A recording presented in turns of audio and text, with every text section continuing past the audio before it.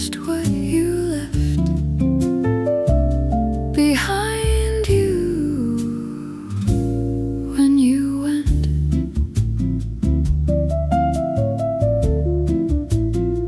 The mug on the second shelf, still in the position you put it in the last morning you were here. I've moved everything else, not that one. Can't explain it, just that moving it would be admitting something I'm not ready to admit. What you left without knowing you were leaving stays the longest, changes the least. A book open to a page you were reading when I came in. A dent in the pillow that the weeks haven't smoothed. The smell that isn't there anymore, but that I look for every morning in the same corner of the same room where it used to be.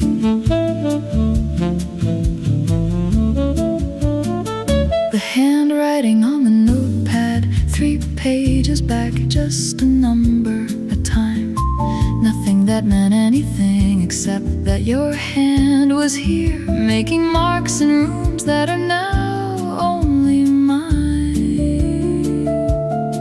But you left without knowing you were leaving stays the longest, changes the least. A book open to a page you were reading when I came in. A dent in the pillow that the weeks haven't smoothed. The smell that isn't there anymore, but that I look for every morning in the same corner of the same room where it used to be. I've been careful not to erase the traces, not out of grief exactly, more like evidence that you were real, that the time was real, that the room held both of us once and remembers.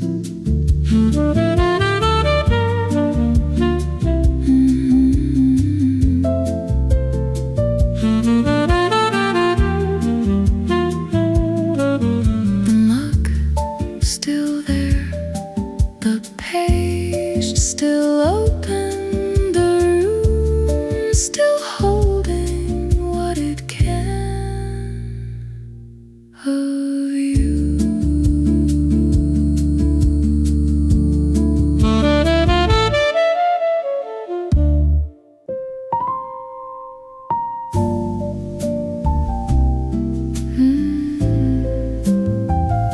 The sound of leaving is different from silence, but arrives at the same place.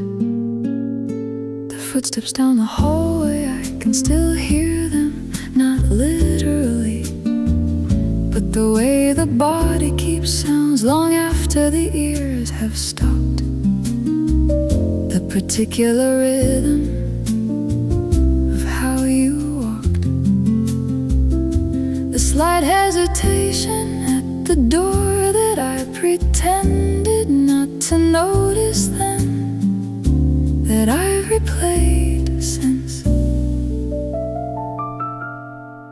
What the body keeps after the mind has tried to release it, a door that closes without slamming, the silence after that is louder than any sound.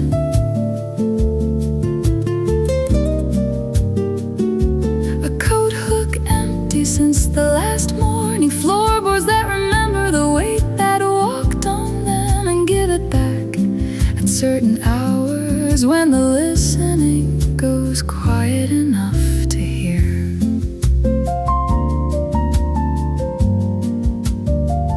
I've learned the apartment by its sounds, since you left, which creak means nothing, which settling is just the building, and which at 2 in the morning still sounds like someone walking toward the kitchen.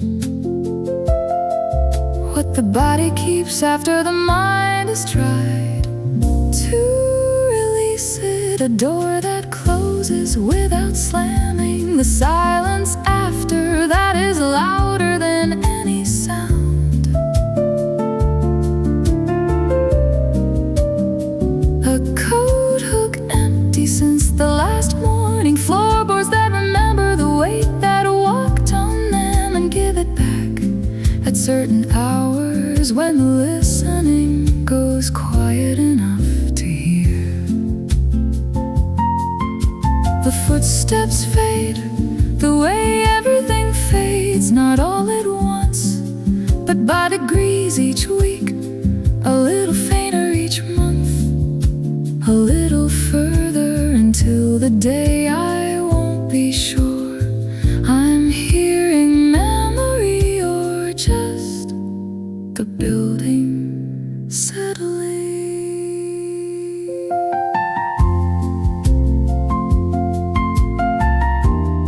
The hallway quiet now, the hook empty, the floor still knowing what it knew.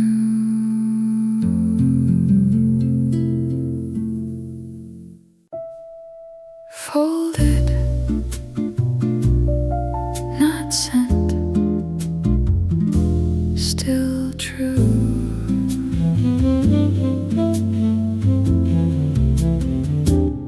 The letters exist in a folder on the desktop that I haven't opened since writing them, each one beginning with your name, which I typed carefully, as if the care would reach you through the not sending, through the distance that sending couldn't cross anyway.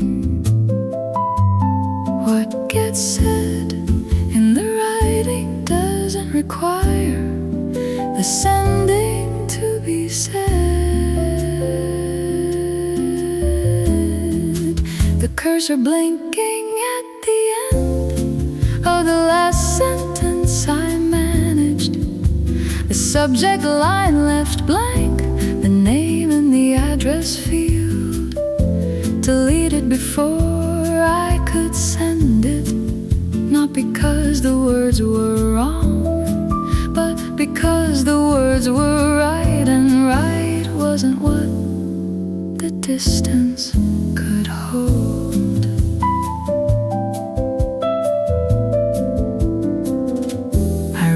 Still occasionally, when the thing that needs saying has nowhere else to go, the writing enough, the saying enough in the room where only I can hear it being said.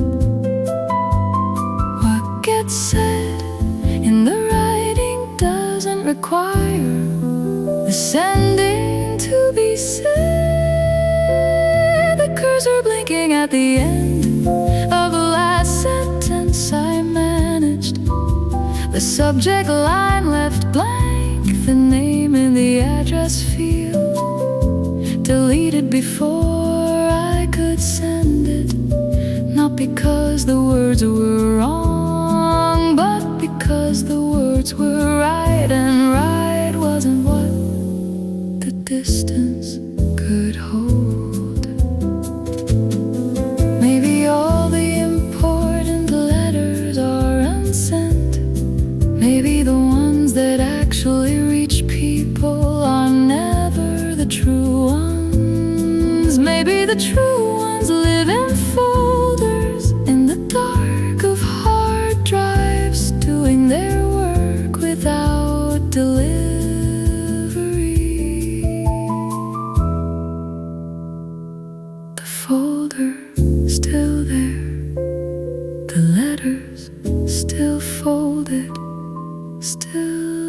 saying what they said to no one, which is to say to you.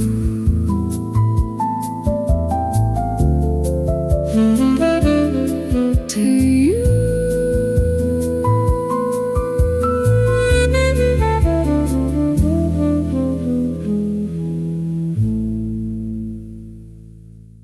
The moon doesn't know. The pillow is empty, comes anyway. The silver arrives through the gap in the curtain at 3 in the morning, the way it always did. Finding the bed exactly where the bed is.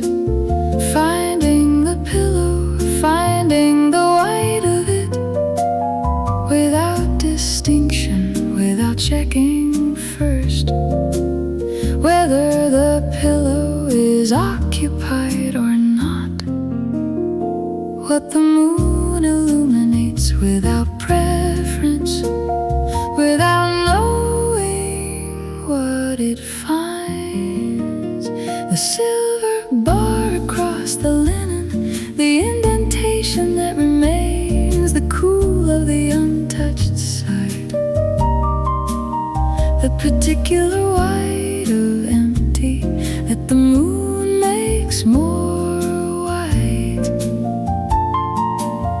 The room receiving the light, the way rooms receive all light, without opinion, without the heart's specific grief at what the light falls on.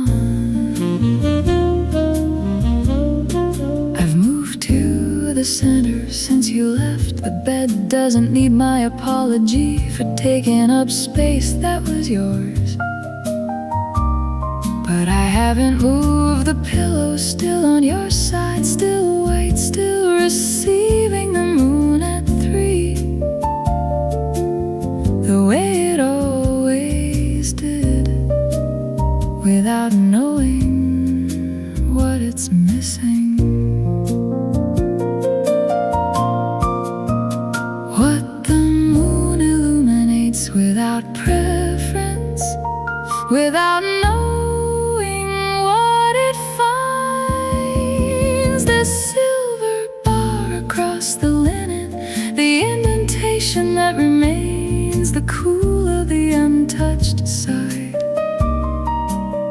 the particular white of empty that the moon makes more white. The room receiving the light, the way rooms receive all light, without opinion, without the heart's specific grief at what the light falls on.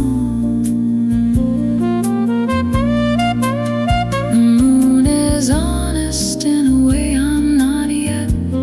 It arrives, it illuminates, it leaves without making the emptiness about itself. I'm still learning that part. The silver moves across the white, the pillow still there, the moon indifferent and kind in the same motion.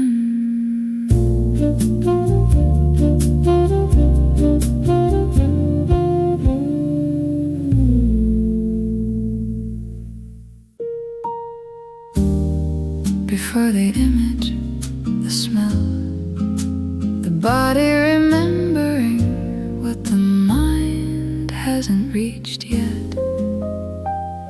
It arrives without warning in a department store, in a stranger's coat on a street in November.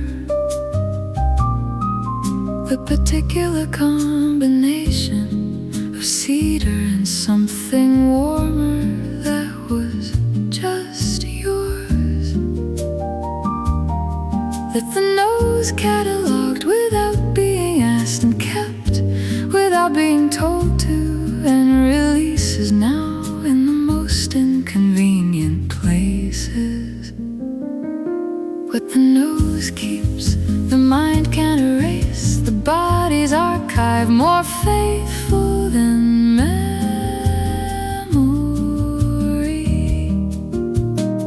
A passing stranger in the elevator, the cedar and the warmth of it, something reaching through the present into somewhere much further back.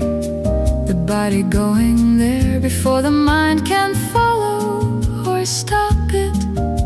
A fullness in the chest that isn't grief exactly, just the overwhelming accuracy of what the nose kept. I bought the same soap once by accident, stood in the bathroom with it in my hands a full minute before I understood what was happening. Put it back, bought a different one, the body not ready for that particular accuracy that morning. What the nose keeps, the mind can't erase. The body's archive more faithful than memory. A passing stranger in the elevator, the cedar and the warmth of it, something reaching through the present into somewhere much further back. The body going there before the mind can follow or stop it. A fullness in the chest that isn't grief exactly, just the overwhelming accuracy of what the nose kept. The other senses fade more graciously. The smell is the last to go, the most loyal, the most ambushing, the one that arrives when you thought you were done with that particular feeling. The stranger passes, the smell fades, the chest slowly returns to the present, which is here, which is now, which smells of nothing in particular.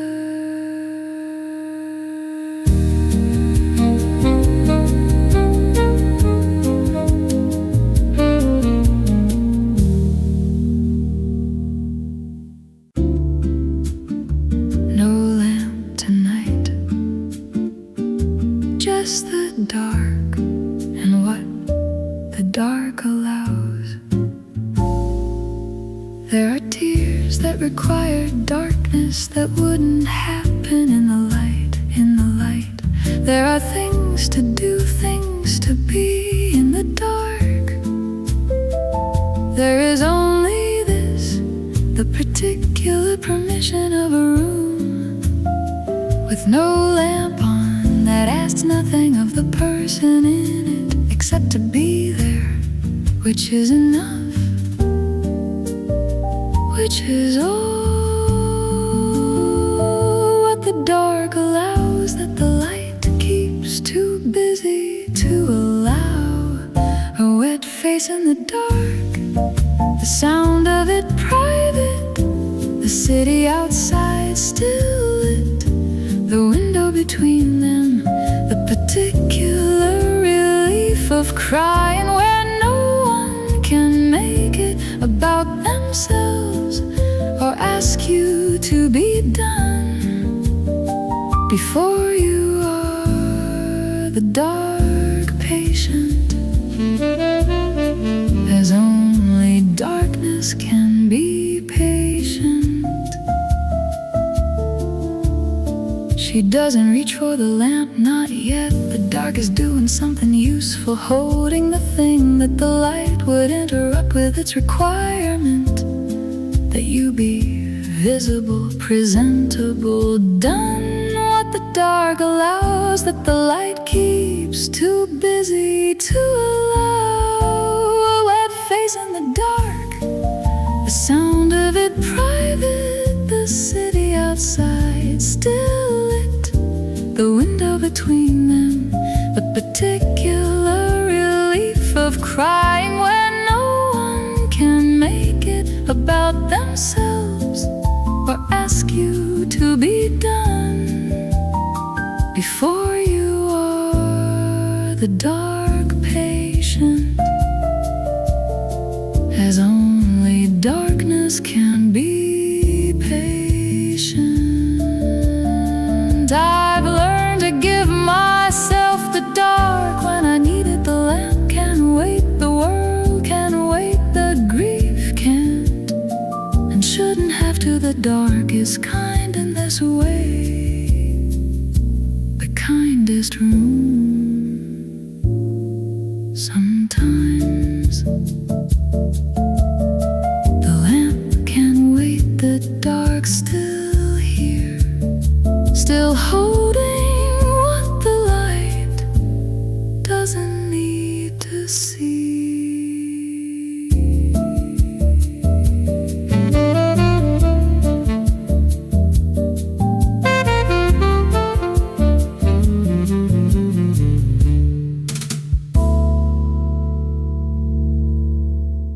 Far tonight,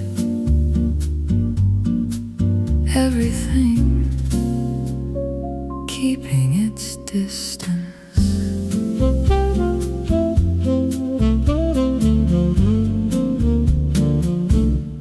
The city from this window has always been this far. The same buildings, the same lights, but something changed in the distance between us and them, between me and anything on the other side of this glass tonight. The city feels further than geography. What the heart measures as distance has nothing to do with miles.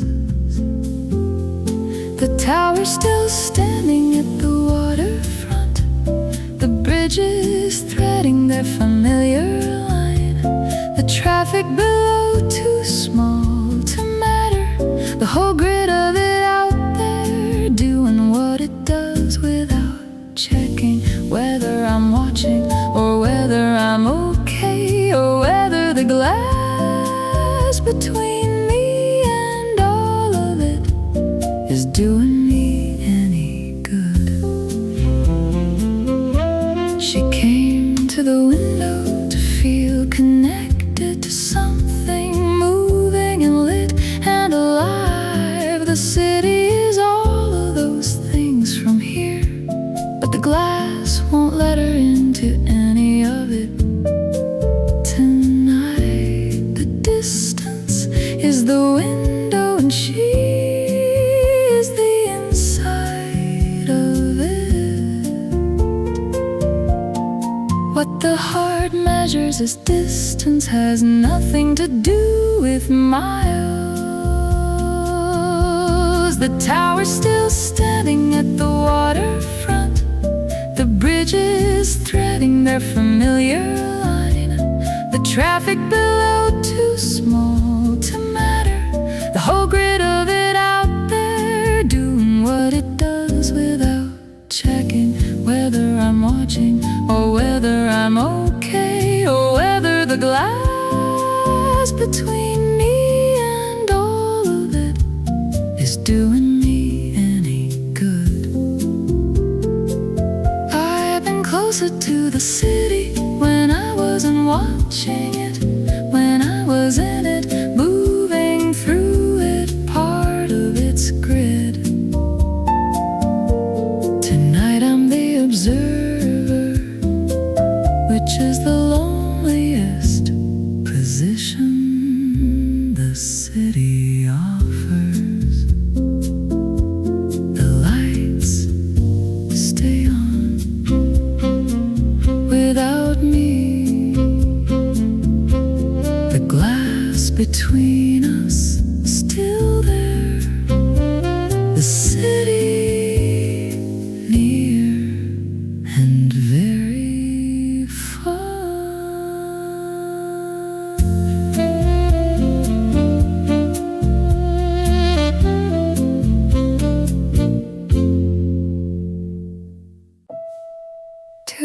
shadows on the same wall.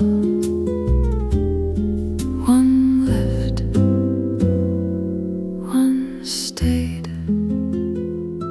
There used to be two shadows in the kitchen at evening, mine and yours, the longer one, the shorter one, depending on the light. Now there is one, which is stranger than I expected, stranger than no shadow would be.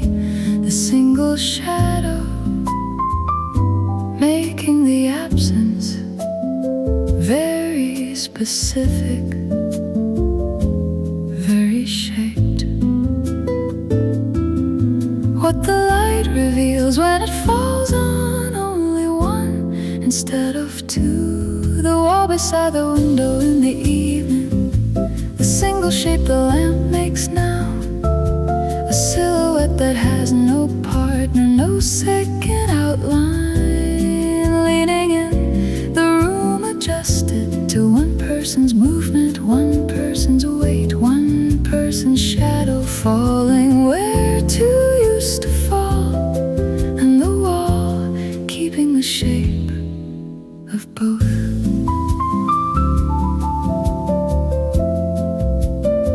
I catch my shadow sometimes in the hallway mirror, expect for a moment to see two, the body still looking for the other shape that was there long enough to become expected,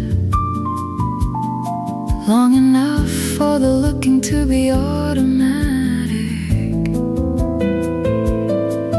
What the light reveals when it falls on only one instead of two. The wall beside the window in the evening, the single shape the lamp makes now, a silhouette that has no partner, no second outline. Leaning in, the room adjusted to one person's movement, one person's weight, one person's shadow falling where two used to fall, and the wall keeping the shape of both.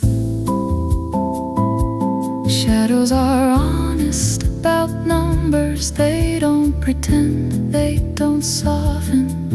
One shadow is one person, two shadows were two people, and the wall doesn't care which you preferred. It just shows what the light makes true. One shadow on the wall where two were, the lamp still on the wall, still keeping everything. The light tells it to keep.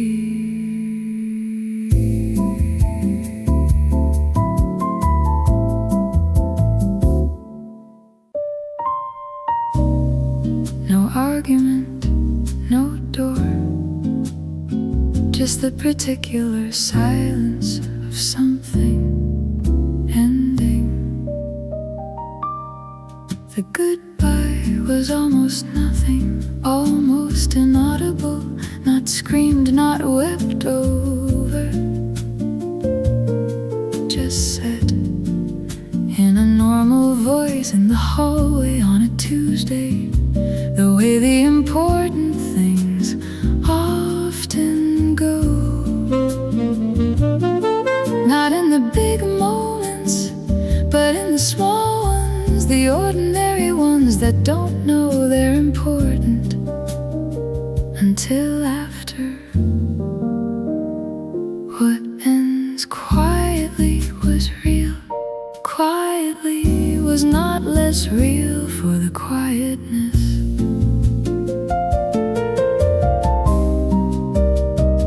A hug that lasted 1 second longer than the usual ones,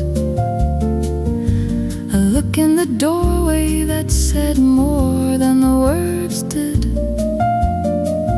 The sound of the latch catching the hall after, completely still, not dramatic, just the particular silence that arrives when something decides to be finished.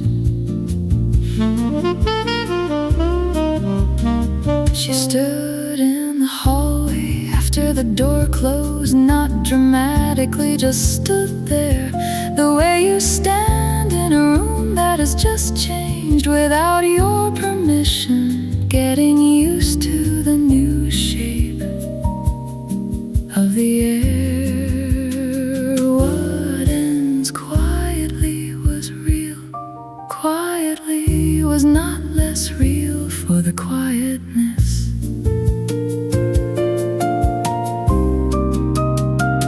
A hug that lasted 1 second longer than the usual ones. A look in the doorway that said more than the words did.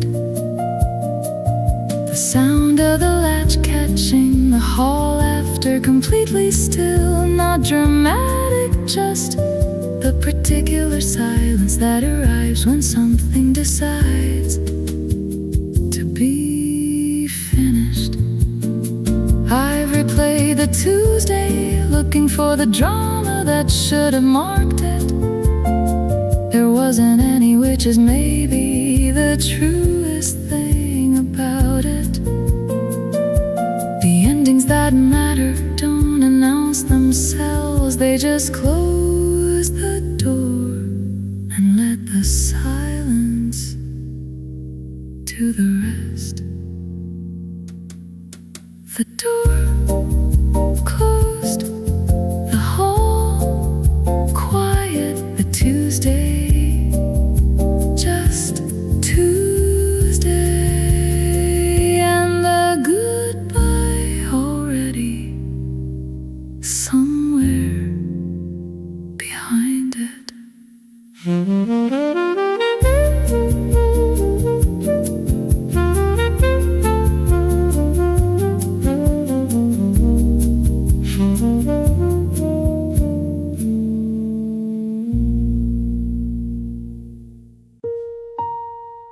The rain was yesterday, today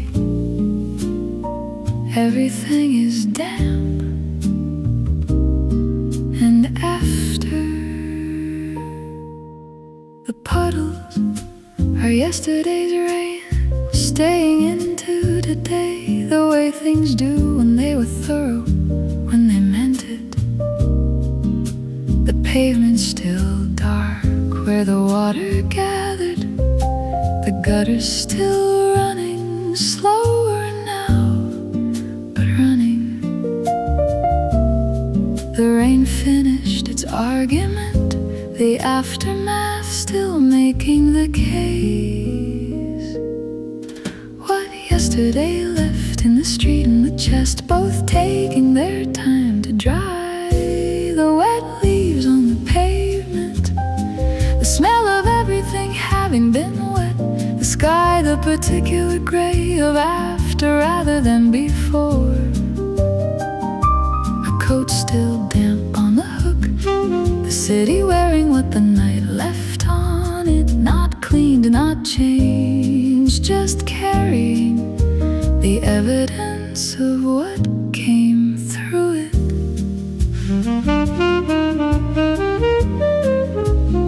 She walks through the after of yesterday's weather, the way she walks through the after of other things that are done but not gone, that finished but left the dampness, the particular heaviness of air that remembers what it rained.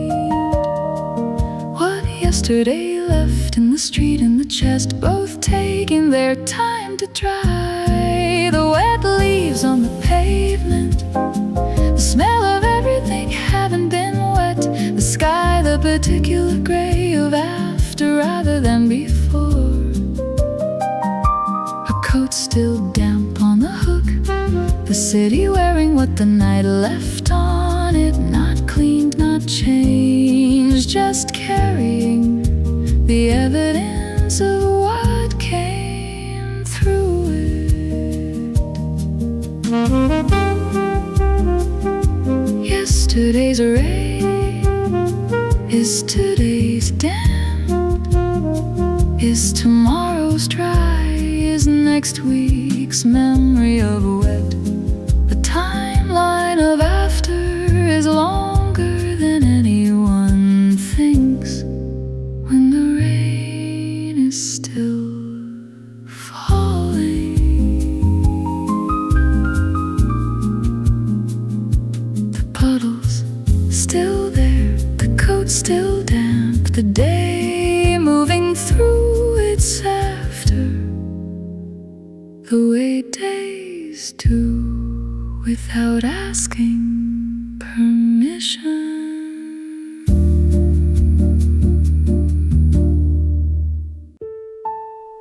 The room keeps what was said in it longer than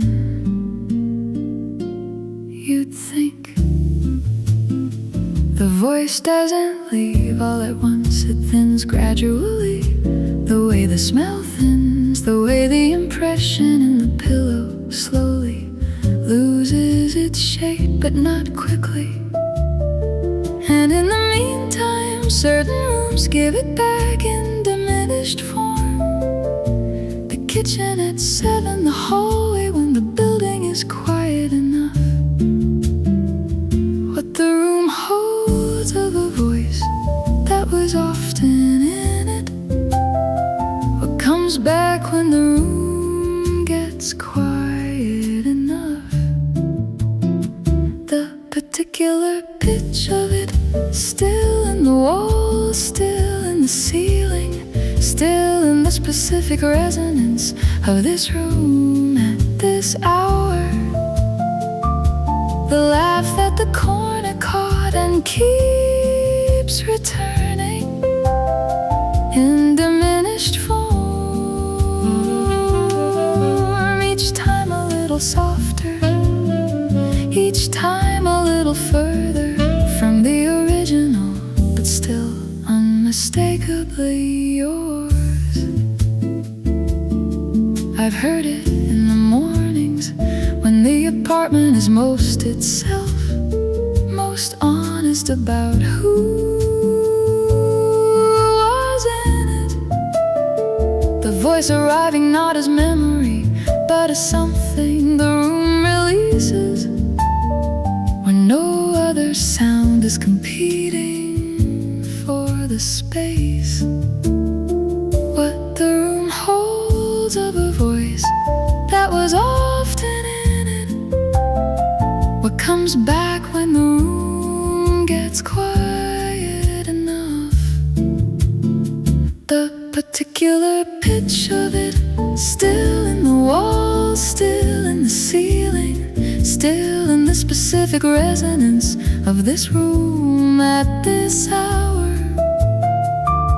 The laugh that the corner caught and keeps returning in diminished form, each time a little softer, each time a little further from the original, but still unmistakably yours. The voice will fade, the room will move on to other sounds, other people, other voices that it will hold and release in turn. For now, I sit in the quiet and let it come. What's left of what was here. The room getting quieter, the voice softer, each returning still here,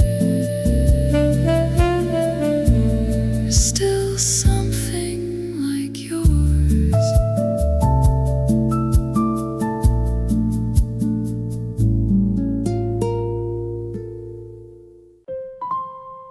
The hour when everything that was good feels further than it was. Midnight nostalgia is its own category, different from the afternoon kind, the evening kind. At midnight, the past is very close and very unreachable, both at once. The distance collapsing into something you can almost touch and can't. What the late hour does to the past, what the quiet lets through that the day kept out. The photograph that isn't there, but that the mind projects onto the dark wall at midnight. The song that isn't playing, but that the body hears in the spaces between other sounds. The feeling of the time when things were different, arriving with such precision that the present for a moment seems like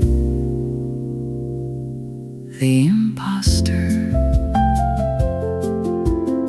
She's learned not to fight it, the midnight version of what was. Learn to sit with it, the way you sit with weather that can't be changed, only weathered. Until the hour moves on, until the morning arrives with its insistence on the present, which is what mornings are for. What the late hour does to the past, what the quiet lets through that the day kept out. The photograph that isn't there, but that the mind projects onto the dark wall at midnight. The song that isn't playing, but that the body hears in the spaces between other sounds. The feeling of the time when things were different, arriving with such precision that the present for a moment seems like the imposter. Midnight nostalgia doesn't want to be fixed, it wants to be felt fully once, so that the morning can arrive to find you on the other side of it, still here, still capable of the day. The midnight passes, the nostalgia passes with it, the morning coming for both of them, as it always does, as it always will.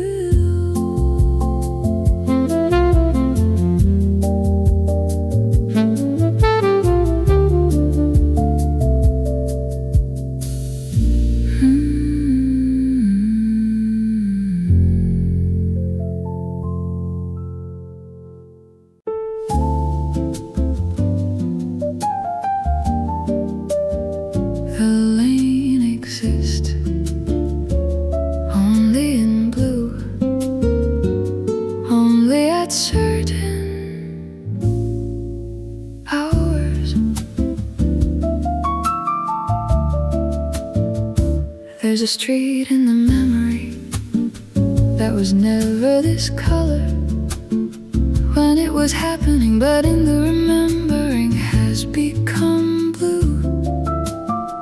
The particular blue of distance, of time applied to what was warm, making it cool, making it beautiful, in the way that only the past can be beautiful, which is by becoming slightly false, slightly perfected, slightly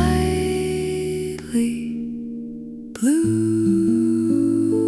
What memory does to color, what time does to the temperature of what was once warm. The path as it appears now, narrower than it was, more perfectly lit. The faces in it more clear than faces ever are. In the actual moment, the whole thing saturated in a color that the present doesn't have, that only arrives after enough time has passed to apply it.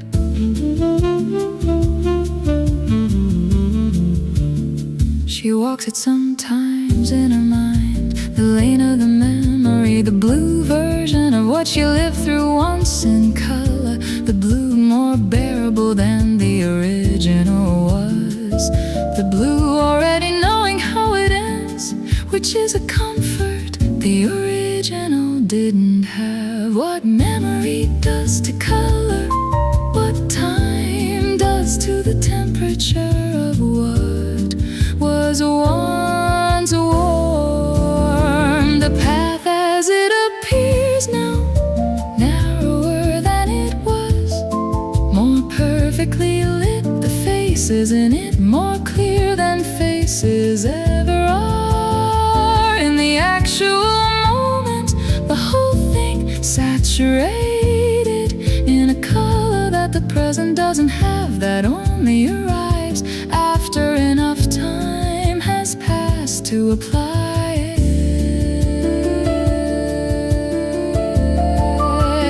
I know the lane wasn't blue, I was there, I know what color it was, but memory has its own color theory, and I've stopped correcting it. The blue is truer now than the original was. The lane still there, still blue. The walking still possible. The color deepening with each return.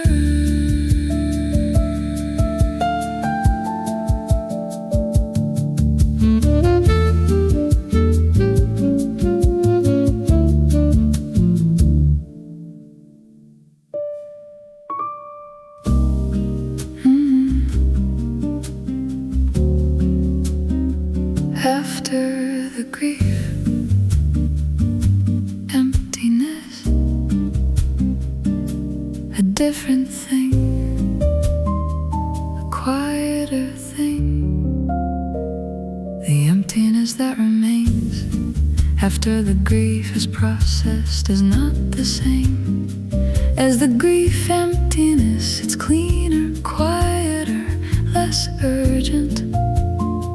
The room is still the room, the absence still the absence, but the quality of it has changed, has become something you can be in without it, requiring everything. What's left after the loudest part has done its work and gone quiet? Has been empty long enough to become itself again, a space that holds the absence without it being. The only thing the space holds, the particular piece of emptiness that has been felt fully enough to become manageable, to become just the shape of the room without you in it.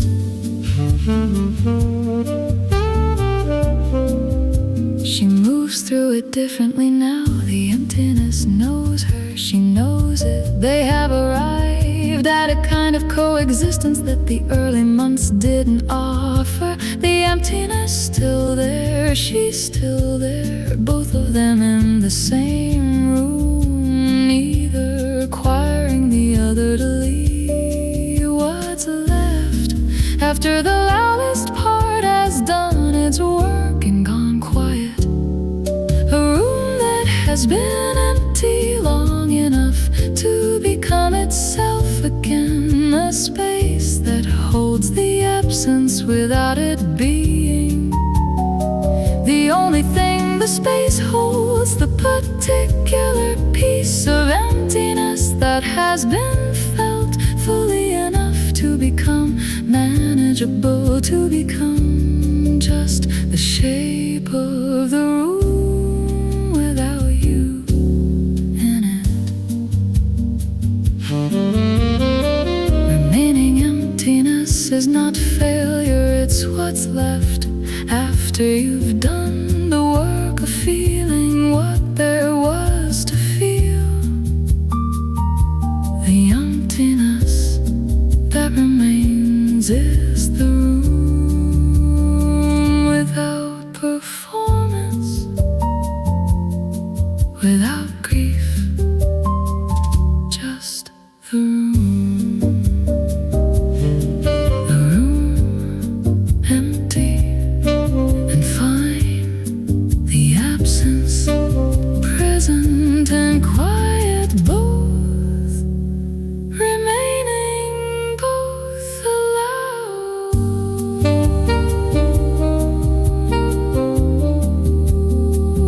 Dun, dun, dun, dun,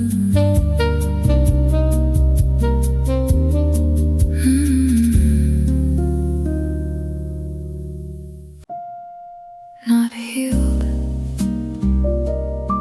not finished, not the same, but here. She's still here, which is not nothing, which is in fact everything. Given what the months required of her, given what she set down, and what she carried, and what she thought would break her, and what, despite thinking, didn't. What standing here means after everything that tried to make standing difficult. The lamp's still on in the morning, the coffee still made, the window open to whatever weather. The day arrived with the body doing what bodies do when they decide to continue. The particular courage of the ordinary, of still being in the room, of still being at all.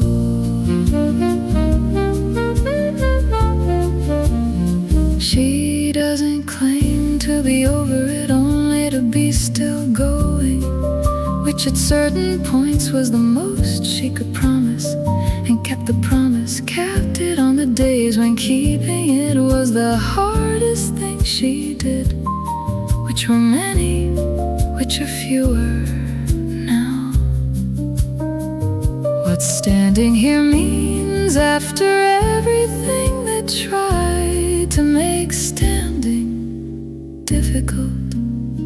The lamp still on in the morning, the coffee still made, the window open to whatever weather. The day arrived with the body doing what bodies do when they decide to continue. The particular courage of the ordinary, of still being in the room, of still being at all. Still here is not a small thing. Ask anyone who has been to the place where here felt impossible, who came back